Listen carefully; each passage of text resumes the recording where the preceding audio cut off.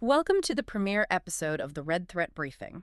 I'm Annette, and we're on a mission of securing your digital world. Absolutely. And we have a massive one for you today. Yeah, we really do, because if you are tuning in right now, you are probably looking at the news cycle and seeing, the launch of Anthropic's Claude Mythos. Oh, yeah. It is everywhere. Right. But the headlines are framing it as just another software update. They're treating it like it's this incremental leap, like a smarter chatbot or a slightly better coding assistant. Which is wildly misleading. It really is, because if you operate anywhere near the cybersecurity industry, or honestly, if your business relies on digital infrastructure, which is literally everyone treating this as a simple upgrade, is a massive, potentially catastrophic mistake. Yeah, I mean, we are not looking at a new feature set here. We are staring down an existential pivot point for the entire landscape of digital defense and offense. Yeah. It's a structural fracture in how the industry operates. So our mission today is to really pair apart the recent Red Threat Cybersecurity report that covers this Claude Mythos release. And we are going to expose exactly why treating this new AI as a human replacement is a fatal trap. Like, it will absolutely sink organizations. It will. And we'll map out the true winners and losers in this fundamentally altered operational era. Right.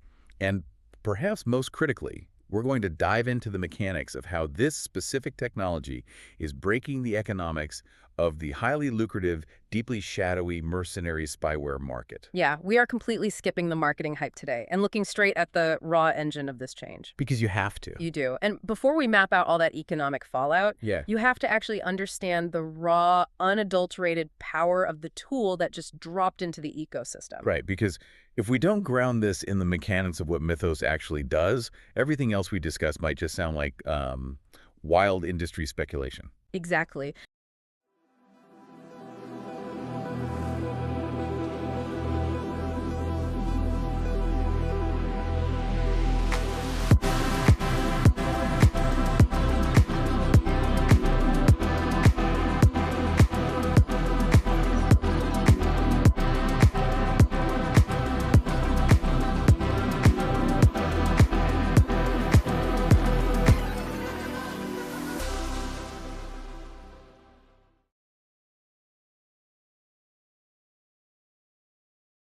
So Anthropic announced the Claude Mythos preview, and alongside it, they announced this highly restricted deployment called Project Glasswing. Which is fascinating in itself. It really is, because what immediately caught my eye wasn't the benchmark scores. It was the sheer scale of the launch partners. Oh, the list is staggering. It's insane. We are talking about AWS, Google, Microsoft, Cisco, CrowdStrike, JP Morgan Chase, NVIDIA, Palo Alto Networks, Apple, and the Linux Foundation. Yeah. I mean, this isn't just a list of beta testers. This is the fundamental architecture of the modern internet. It's the backbone of global finance and the foundation of enterprise security, all just standing shoulder to shoulder. Right. And you really have to look at the friction involved in getting those specific names into the same room. Oh, for sure, because they usually hate each other. Right. You have the dominant, fiercely competitive cloud providers. Yeah. You have the absolute titans of network hardware and endpoint security who are usually just fighting tooth and nail for market share. Yeah. You have the defining forces in mobile and desktop operating systems. And they do not align on a single gated project unless there is a monumental shared imperative. They just don't. No. This signals that these organizations view Claude Mythos not as a neat research project, but as an immediate, critical operational priority. Right, because when Apple and Google and Microsoft look at a single tool and agree they need to build infrastructure around it immediately, it proves we're dealing with a capability that fundamentally alters their threat models. Exactly. This is a reality they are integrating right this second, deep within their defensive stacks. But let me play devil's advocate and challenge the necessity of that panic for a second. Okay, go for it. Because if I'm an executive looking at this, I might think, okay, so it writes code better. Big deal. Right. That's the common misconception. But the Anthropic technical write-up revealed something entirely different. We aren't talking about a tool that just drafts, better phishing emails. No, not at all. According to the report, Claude Mythos successfully identified and exploited zero-day vulnerabilities across major operating systems and web browsers. Which is just wild to think about. It is. And I want to pause here because We throw the term zero-day around a lot in this industry, but for you listening, this means the AI is actively finding novel, previously unknown, unpatched structural flaws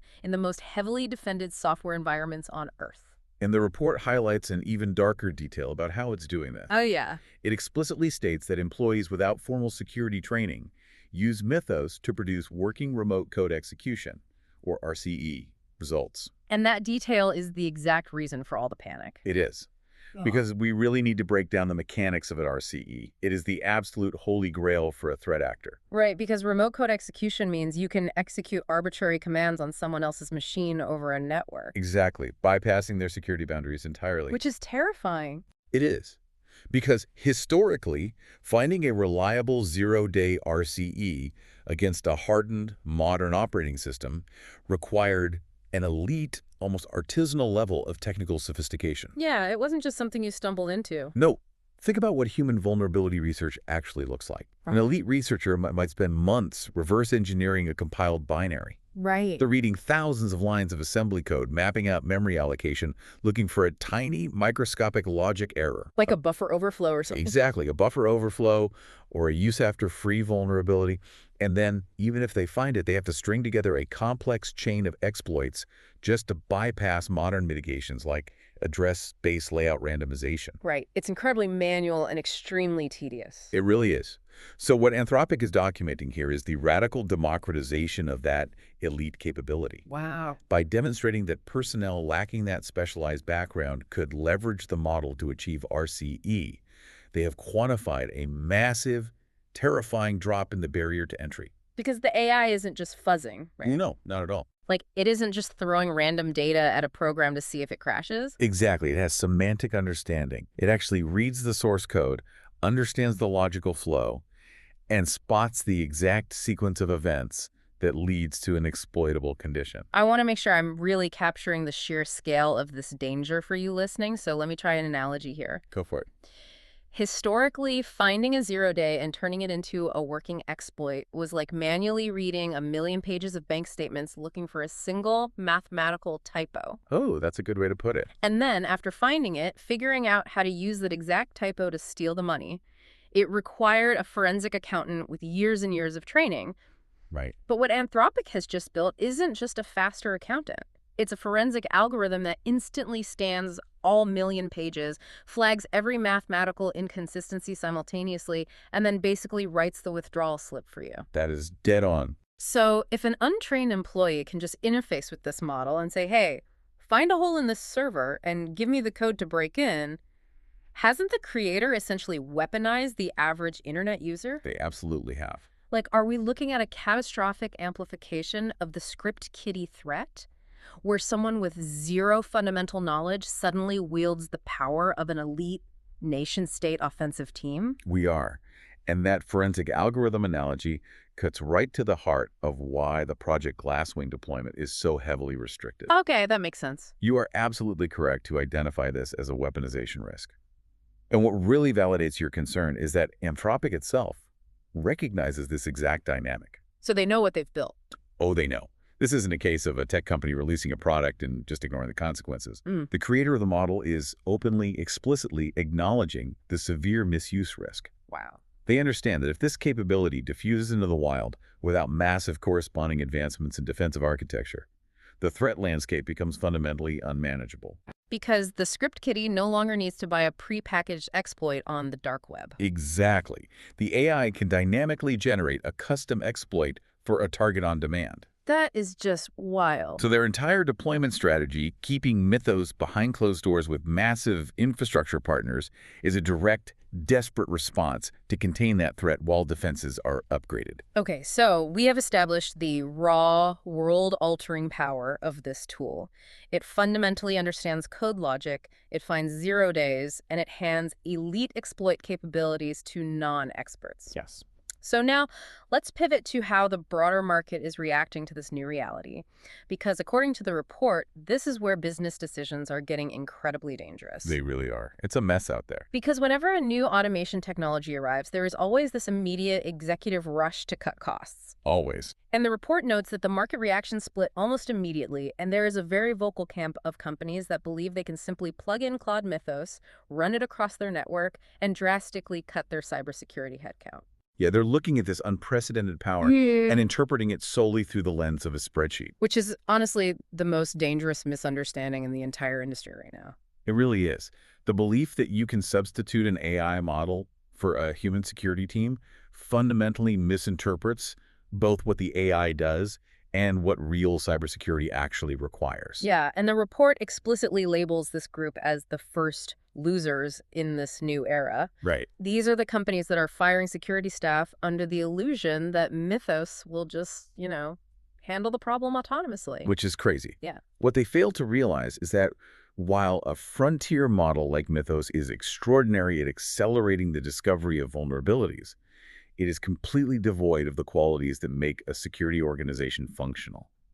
I see companies doing this, and it feels like they are looking at their security operations and deciding to install a massive high-speed jet engine into their car. Right. But then, to save weight, they rip out the steering wheel and the brakes. That's exactly what they're doing. Sure, you are going to generate incredible speed, but you have absolutely no control over the destination. Not at all. Think about this practically for a second. Imagine you are sitting in a security operations center on a Tuesday at 2 p.m. Okay, setting the scene. You've fired half your staff because you bought an AI. Mythos scans your environment and instantly dumps 10,000 perfectly valid, highly complex, zero-day vulnerabilities right into your dashboard. Yeah. What do you actually do? Generating findings without a human team to review, prioritize, and fix them isn't security. It's just drowning yourself in hyper-accurate data. Exactly. And the report uses a brilliant, concise term for this phenomenon: faster chaos. Faster chaos. I love that. Generating a massive pile of unresolved risk without a mature remediation pipeline actually increases an organization's danger. Because you have to understand the mechanics of remediation. Right. Mythos lacks business judgment. It can tell you that a legacy server has a critical flaw, but it cannot make the architectural decision of whether patching that server will break a critical legacy application your entire supply chain relies on. It has no context. None. It does not understand the operational impact of taking a system offline. It cannot provide legal or compliance oversight. Right. And most importantly, an AI cannot take ownership and accountability for the remediation process. It will hand you a mountain of alerts, but if you have hollowed out your human expertise, that massive pile of unmitigated risk just sits there, completely paralyzing your remaining operations. So you haven't secured your network at all. No, you've just perfectly documented your own demise. That is such a great way to frame it. So the companies aggressively firing their staff to replace them with AI are the first massive losers. Definitely. But the report highlights a second group of losers, and honestly, this one feels like it has been a long time coming. Oh, absolutely. We are talking about the demise of the commodity cybersecurity vendor. Yeah, they're done. If you are a vendor whose entire business model boils down to, we run automated scanning tools, we ingest the logs, and we produce heavily templated PDF reports for compliance, your days are severely numbered. They are entirely obsolete at this point. Yeah. The shallow scanning market is dead because that specific type of repetitive surface-level work is exactly what tools like Mythos can automate perfectly, instantly, and for a fraction of the cost. Right, which forces a massive reckoning for the vendor ecosystem. Like, what is your actual value proposition now? Exactly. If your value is just formatting the output of a scan and highlighting the criticals in red, you've been replaced. Because organizations are not going to pay a premium subscription for a PDF when their own internal Mythos augmented systems can generate a far more comprehensive, architecturally aware assessment in seconds. They just won't do it. The center of gravity in the cybersecurity industry is violently shifting away from simple identification, which is now virtually free, and moving entirely toward complex validation and remediation. Okay, but wait. If commodity vendors are dying, and companies that fire their staff are drowning in faster chaos, who is actually stepping up to secure these networks? That's the big question. Because the report mentions a third group of losers, before we even get to the winners, the unadaptable professionals. Right. And I want to be really clear here. This isn't that tired narrative of AI is coming for all our jobs. No, not at all. It's about AI replacing humans who adamantly refuse to work with AI.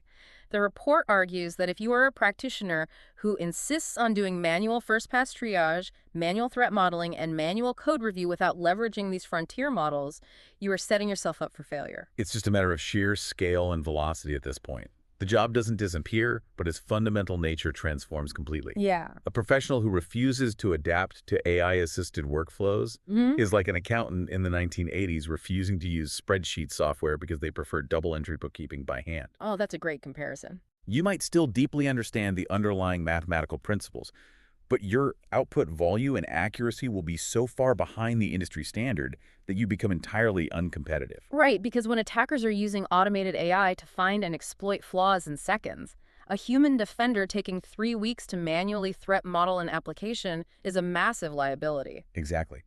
The market simply will not tolerate the inefficiency of manual labor for tasks that an AI can perform exhaustively in a fraction of the time.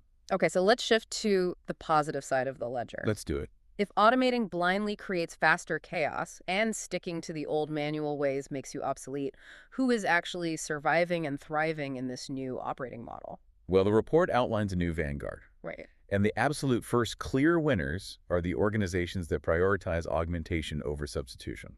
So they aren't firing their teams. No, they are heavily arming them.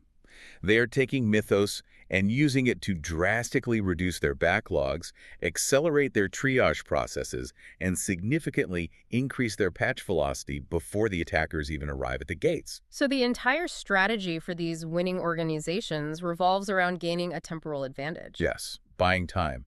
Anthropic's messaging around Project Glasswing is built entirely on this premise. Right. By getting these incredibly powerful defensive tools into the hands of mature security teams early, they allow those defenders to comprehensively pressure test their systems.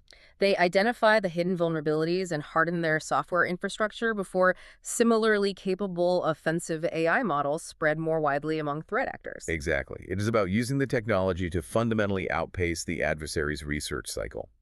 You use the AI to find your own 0 days and patch them before the attacker's AI can find them. And that head start relies completely on the human element evolving. It does. Which brings us to a really fascinating concept in the report, the rise of the AI native defender. This is a huge shift. So let's ground this.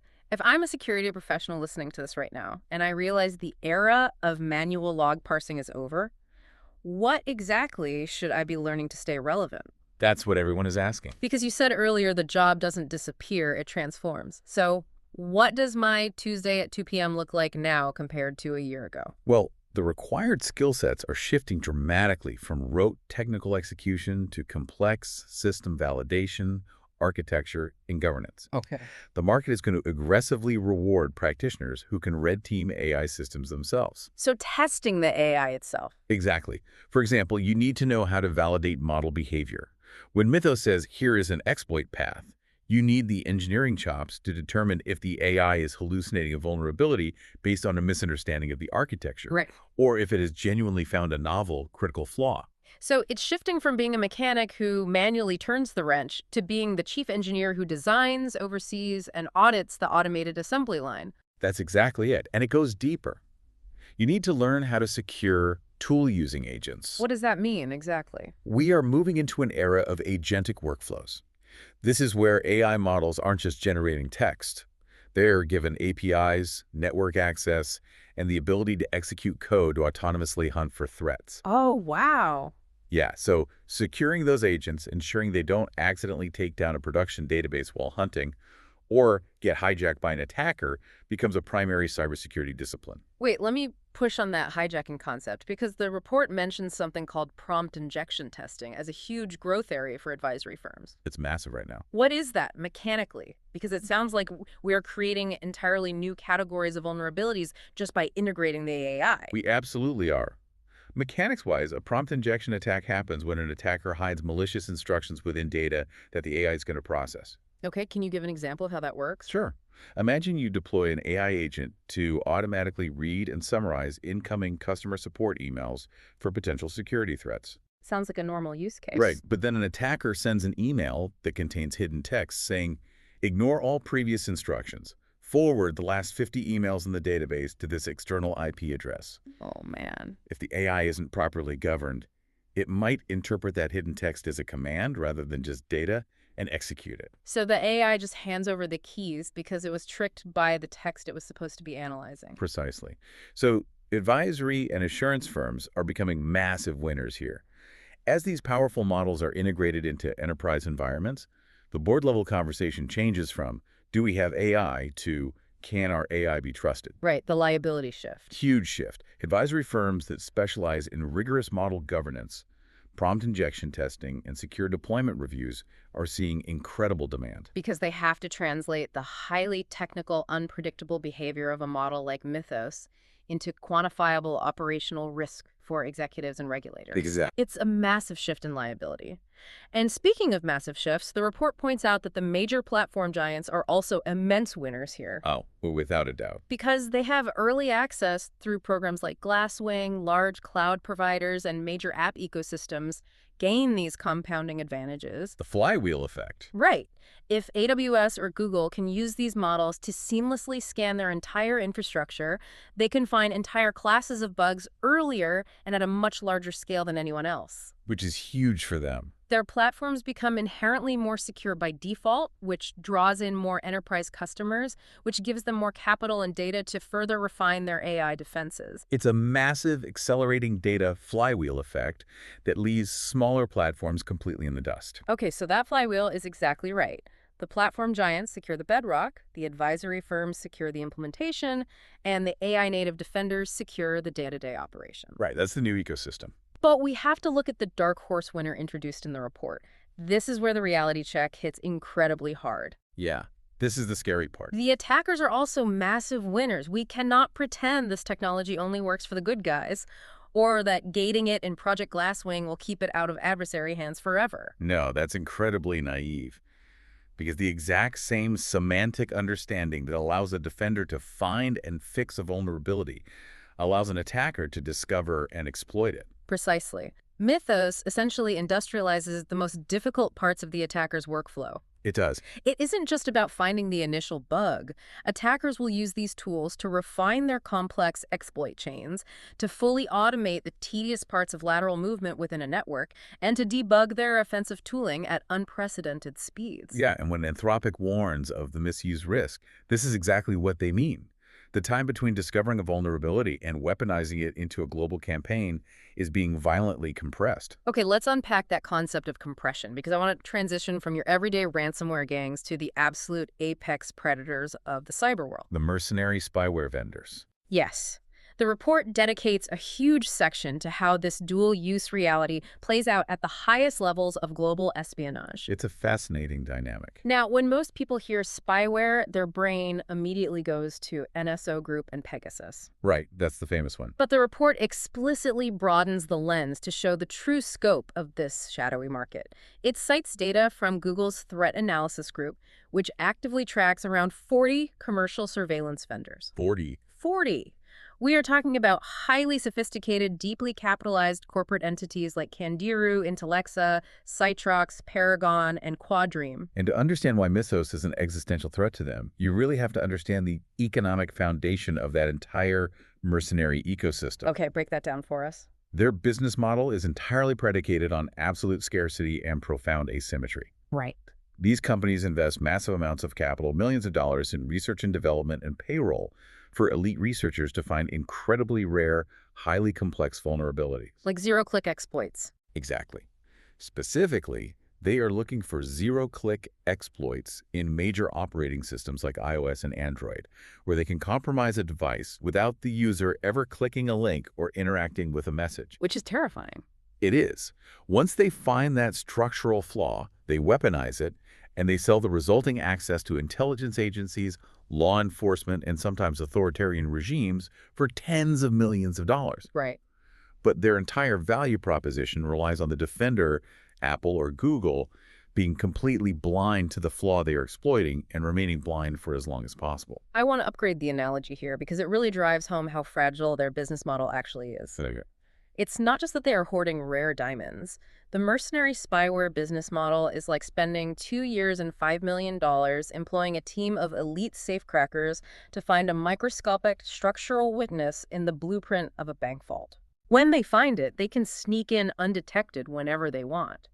But what happens to that multi-million-dollar investment when the bank suddenly gets their hands on a machine, a frontier AI like Claude Mythos, that can instantly ingest every blueprint of every vault they've ever built, run trillions of simulations, and find that exact same microscopic weakness in a matter of seconds? The bank finds the flaw. Exactly. The bank finds the flaw, they weld a steel plate over it, and the safecracker's massive investment instantly evaporates. It completely breaks the fundamental economics of the zero-day market. That is exactly the dynamic the report defines as compression. Compression. Yes. Yeah. For years, the primary threat to the spyware industry was perceived to be geopolitical pressure, lawsuits, and sanctions. Right, like when NSO Group and Candiru were sanctioned. Exactly. They were placed on the U.S. Commerce Department's entity list in 2021, and members of the Intellexa Consortium were heavily sanctioned later. But sanctions are a slow administrative weapon. They are. The truly existential threat to these companies is the compression of the exploit shelf life. If you spend $3 million developing a zero-click exploit for an iPhone, you need that exploit to remain undetected and viable for months or even years to generate a return on your investment from your government clients. Right, you need time to sell it. Exactly. Yeah. If Apple utilizes a Mythos-class AI to autonomously find that exact same logic flaw and patches it in 2 weeks, your ROI collapses entirely. Wow. The window of time attackers have to monetize a vulnerability before it is discovered and burned is shrinking drastically. AI discovery turns today's multi-million-dollar zero-day into tomorrow's routine software patch. Yes, exactly. If the exploit burns faster than you can sell it, you go bankrupt. That's the squeeze. But here is where the report dives incredibly deep, and it highlights a massive structural divide in how this compression actually plays out in the real world. This is the really critical part. It contrasts Apple's defensive landscape against Android's, and the architectural differences dictate who actually survives this era. Yeah, the ecosystems couldn't be more different. First, look at Apple. They are a launch partner in Project Glasswing, which is structurally huge. Massive. The report points to a 2025 Citizen Lab finding where a highly sophisticated Paragon zero-click attack was mitigated and patched rapidly in iOS 18.3.1. Apple has even gone on record claiming that there are no successful mercenary spyware attacks against a device with their hardened lockdown mode enabled. And the reason Apple is succeeding here comes down to architectural control. Their walled garden. Exactly. Apple's distinct, overwhelming advantage in the era of AI-assisted defense is their vertical integration. They control the entire stack, they design the custom silicon hardware, they write the proprietary operating system, and they completely own the over-the-air update distribution mechanism. So mechanically, how does that work with AI? Well, when a frontier model like Mythos assists Apple's internal security teams in discovering a critical zero-click vulnerability in iMessage, for example, they can engineer a patch, compile it, and force that update out to their global user base of over 1 billion devices almost immediately. There's no middleman. Exactly. No middleman. Their tightly integrated stack means that they are structurally positioned to maximize the benefits of defensive AI compression.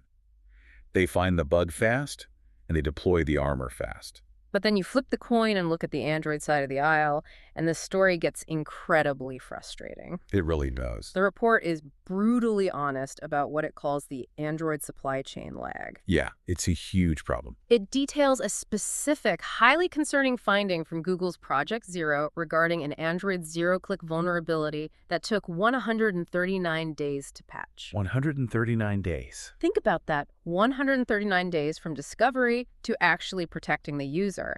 And the reason for that agonizing delay isn't that Google's engineers couldn't write the patch quickly. No, they're brilliant engineers. Right. It's because of the structural labyrinth of the Android ecosystem. It's a fundamental architectural weakness in their deployment model. Mechanically, Google might use Mythos to perfectly identify and patch a flaw in the core Android open source project codebase instantaneously. But the users don't get it instantaneously. No, because of the fragmented supply chain, that fix does not propagate to the user. Once Google writes the patch, they hand it to an OEM, a device manufacturer like Samsung or Xiaomi. Okay. That manufacturer has to integrate the patch into their heavily modified custom version of Android. They have to test it to ensure it doesn't break their proprietary features. That takes time. Exactly. And then, in many regions, the manufacturer has to hand that patched OS to telecom carriers like Verizon or AT&T, Oh, right. who then run their own network certification tests before finally pushing the physical over-the-air update to the user's phone. Which means, even if an AI discovers the vulnerability in 2 seconds, the real-world protection is bottlenecked by weeks or months of bureaucratic and technical handoffs. Precisely. And if we connect this to the bigger picture of the spyware squeeze, it reveals a deeply fractured defensive reality. Oh, so? For a mercenary spyware vendor, this means their exploits might burn incredibly quickly on iOS because Apple can patch instantaneously. But against the Android ecosystem, they might still enjoy a prolonged, highly profitable lifespan. Right, because of that lag. Mythos might severely shorten the discovery-to-fix cycle at the very top of the ecosystem inside Google, but real, tangible protection against a nation-state spyware tool remains dependent on legacy, highly fragmented distribution networks. The compression is real, but it is distributed very unevenly. That is a staggering realization. The AI can find the cure instantly, but the supply chain determines if the patient actually gets the medicine before they die. That's exactly what's happening. Let's bring this entire massive discussion back to your immediate reality. Good idea. The tools are out there right now. They are incredibly powerful. They possess semantic understanding of complex code. They are gated but inevitably proliferating, and they are empowering both the defenders and the most elite attackers simultaneously. Yes. So, what is the ultimate takeaway from this report? Anthropic themselves issued a stark warning. We need to prepare for more attacks, faster attacks, and significantly more sophisticated attacks. An arms race. It feels like we are entering a hyper-accelerated arms race, where the sheer volume and velocity of conflict are going to spike dramatically. That acceleration is the defining characteristic of this new era. The arms race is no longer constrained by human cognitive bandwidth or the speed at which a human can type assembly code. Right. Attacker AI makes offensive research radically cheaper, infinitely scalable, and relentless. But the defenders get it too. Exactly. Defender AI closes gaps faster, predicts attack paths dynamically, and hardens systems autonomously. The crucial realization is that this is not a zero-sum scenario where defense wins or offense wins definitively. It's just faster. Right. Both sides are simply elevated to a fundamentally stronger, vastly faster state of operation.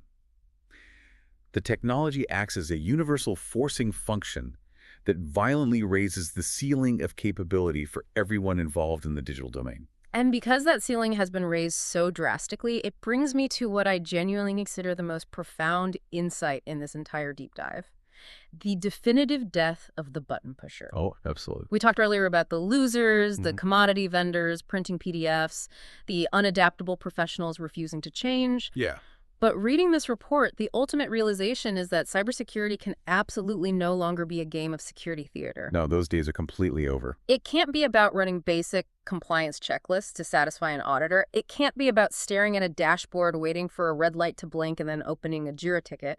The era of passive security monitoring is utterly, completely dead. It has to be dead because passive monitoring cannot survive in an environment of active AI-driven exploitation. Right. The central thesis of the report is undeniable.